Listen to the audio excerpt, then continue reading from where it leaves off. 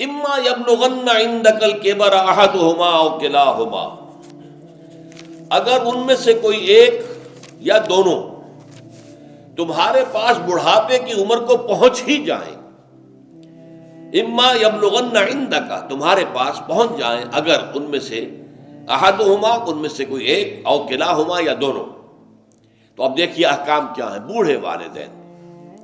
فلا تقل لہما if, number ایک انہیں اف تک مت کہو۔ اف کیا ہے؟ بڑی چھوٹی سی شے، کوئی حقارت آمیز شے، ناخن جو تراش دیے جاتے ہیں ان کو بھی اف کہتے ہیں۔ اتنی سی چھوٹی بات بھی ان سے نہ کہو کہ ان کی گستاخی جو ہے اس درجے میں ہو رہی ہو، جیسے کہ یہ تراشے ہوئے ناخن ہے، اس درجے میں بھی کوئی گستاخی ان کے سامنے نہ کرو۔ فلا تقل لہما اف، اف ہے آپ پر، ہمارے ہاں یہ لفظ اف زیادہ استعمال نہیں ہوتا، تف استعمال، تف ہے تم پر، تف ہے آپ پر، نہیں، ہرگز نہیں۔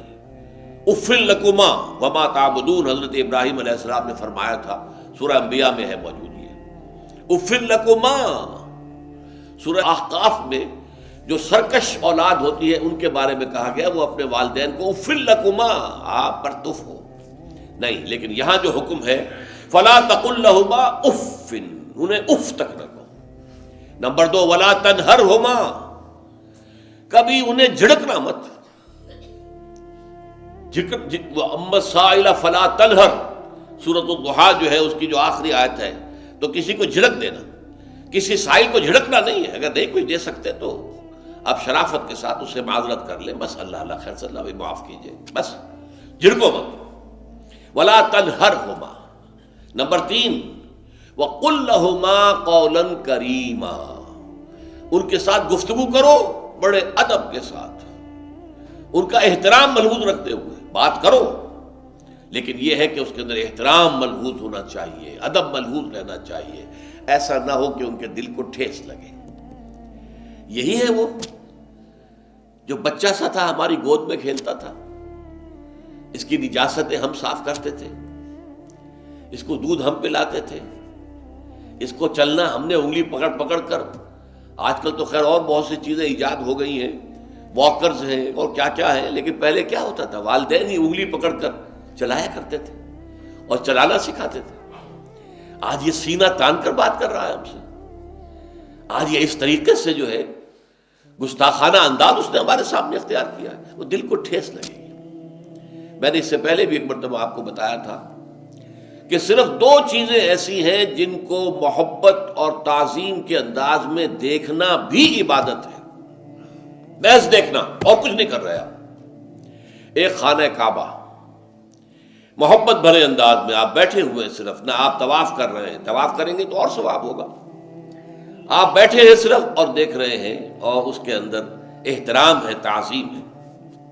اللہم زد بیتک ھذا تشریفا و تکریما و تعظیما۔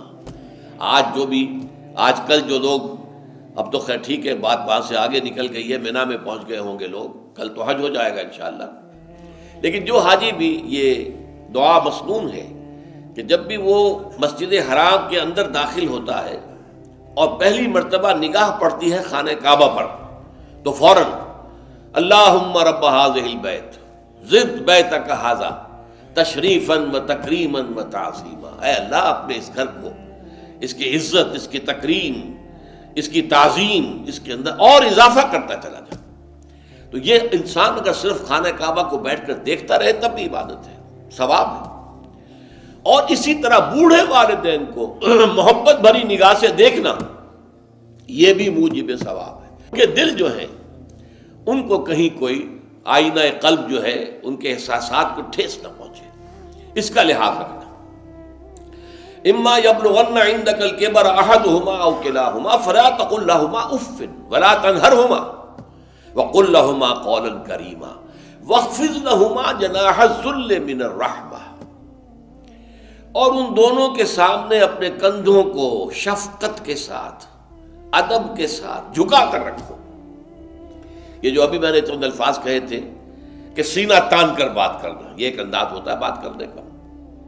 ایک یہ ہے کہ آپ بات کر رہے ہیں والدین سے، والدہ سے، والد سے، لیکن جھکے ہوئے، کندھے جھکائے ہوئے۔ اب یہ بھی دو ہی باتیں ہیں یا والدین کے سامنے کندھے جھکانے ہیں، یا پھر حضور سے کہا گیا ہے اے نبی آپ اہل ایمان کے لیے وخفض جناحک للمؤمنین، یہ مومن جو ایمان لائے ہیں ہمارے نیک بندے ہم پر، چاہے وہ غریب ہیں، فقیر ہیں، چاہے وہ غلام ہیں، مسکین ہیں، آپ اپنے کندھے ان کے سامنے جھکائیے۔ یہ بہت بڑی بات ہے جو کہی گئی ہے محمد الرسول اللہ صلی اللہ علیہ وسلم سے۔ آپ ان کے سامنے وخفض جناحک للمؤمنین، اہل ایمان کے لیے اپنے کندھے جھکائیے، جھکا کر رکھیے، ان کا احترام کیجیے۔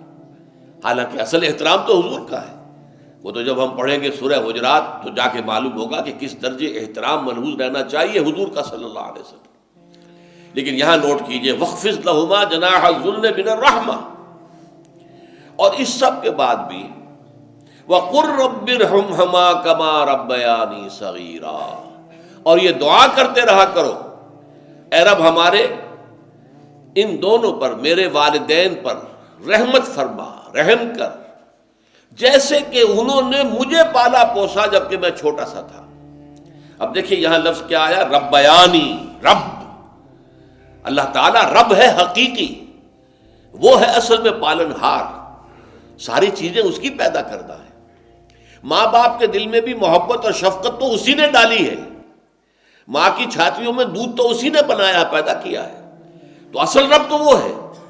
لیکن اس کی ربوبیت کا ظہور جو ہو رہا ہے عالم واقعہ میں، عالم مادی میں، وہ والدین کی ربوبیت ہے۔ والدین پال رہے ہیں، پوس رہے ہیں، اپنی راتوں کی نیندیں حرام کرتے ہیں، بچے کو تکلیف ہے تو والدین نہیں سو سکتے، کوئی اور معاملہ ہے تو اس ظاہر بات ہے کہ ان کا آرام چین بالکل حرام ہو جاتا۔ یہ ہے در حقیقت۔ اب ان کا بدلہ کیا چکا سکتا ہے آدمی؟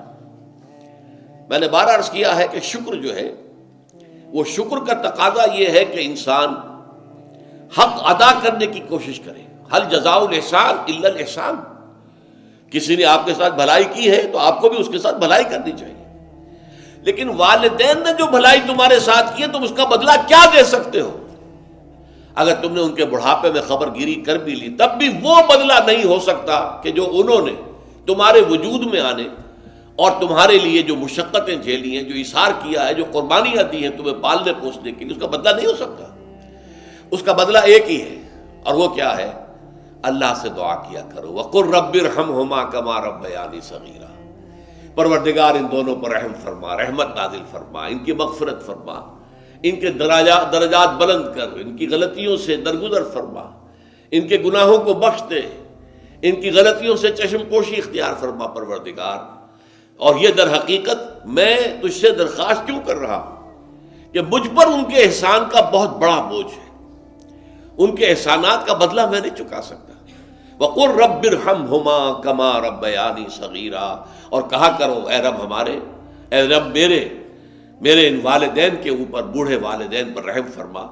اور ظاہر بات ہے کہ یہ سلسلہ جو ہے یہ صرف زندگی کا نہیں ہے، ان کے انتقال کے بعد بھی رب ارحمہما کما ربیانی صغیرا، رب اغفر لی ولوالدی وارحمہما کما ربیانی صغیرا، یہ آپ کی نمازوں کے ساتھ دعاؤں میں مستقل دعا ہو جانی چاہیے کہ اے پروردگار مجھے بھی بخشش فرما دے، مجھے بھی بخش دیجو، اور پھر میرے والدین کو بھی بخش دیجو، اور ان پر رحمت نازل کیجو جیسے کہ اس نے مجھے پالا پوسا تھا جبکہ میں چھوٹا سا تھا۔ وَقُلْ رَبِّ ارْحَمْهُمَا كَمَا رَبَّيَانِي صَغِيرًا۔